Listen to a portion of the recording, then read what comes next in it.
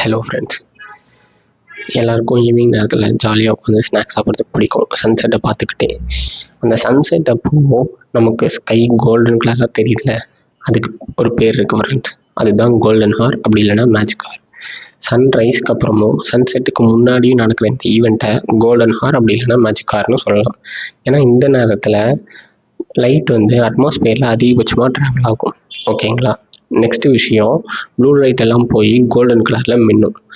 இதனால் அப்போ நமக்கு பார்க்குறதுக்கு அந்த மூமெண்ட் ரொம்ப நல்லாயிருக்கும். இதனால தான் இது கோல்டன் ஹார்னு சொல்கிறாங்க. ஹாலிவுட்டில் ஒரு ரூல் இருக்குது, மேஜிக் ஹார் ரூல். சில முக்கியமான சினிமேட்டிக் ஷாட்ஸை இந்த கோல்டன் ஹாரில் எடுப்பாங்க. அதாவது சன்ரைஸ்க்கு அப்புறமாவோ இல்லை சன்செட்டுக்கு முன்னாடியோ. டேஸ் ஆஃப் ஹெவன்னு 1978 ஒரு மூவி எடுக்கும்போது அதோட டேரக்டரான டெரன்ஸ் மாலிக் இந்த கோல்டன் ஹாரில் ரொம்ப பிடிச்சி போய் அவர் பிடிச்சிருச்சு. ஸோ என்ன பண்ணுறாருனா, நார்மல் டேஸில் சில நாள் 20-25 நிமிஷம் மட்டும் மூவி எடுத்துகிட்டு ஈவினிங் அந்த சன்செட் வரத்துக்கு முன்னாடி வரைக்கும் அந்த டைம் வரைக்கும் வெயிட் பண்ணியிருக்காரு.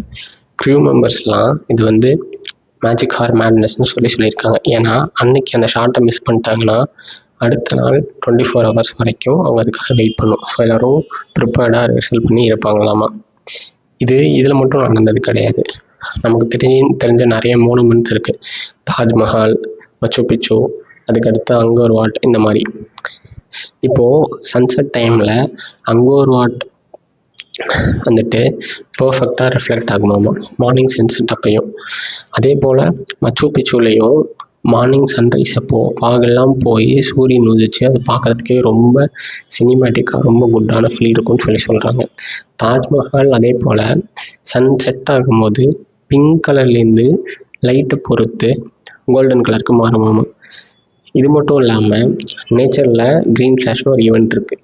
சில நேரத்தில் ஸ்கை ரொம்ப கிளியராக இருக்கப்போ, ரொம்ப ரேரான நேரத்தில் சன்செட் ஆகும்போது சன்னுக்கு மேலே ஒரு க்ரீன் கலரில் ஒரு ஃப்ளாஷ் மாதிரி ரெஃப்ளெக்ட் ஆகுமா. இது ஏன் நடக்குதுன்னு பார்த்தீங்கன்னா, அதிகபட்சமான அட்மாஸ்பியரில் இருக்க லைட் ரெஃப்ளெக்ட் ஆகிறப்போ ப்ரிசம் மாதிரி அது ஆக்ட் ஆகி இதாகுது.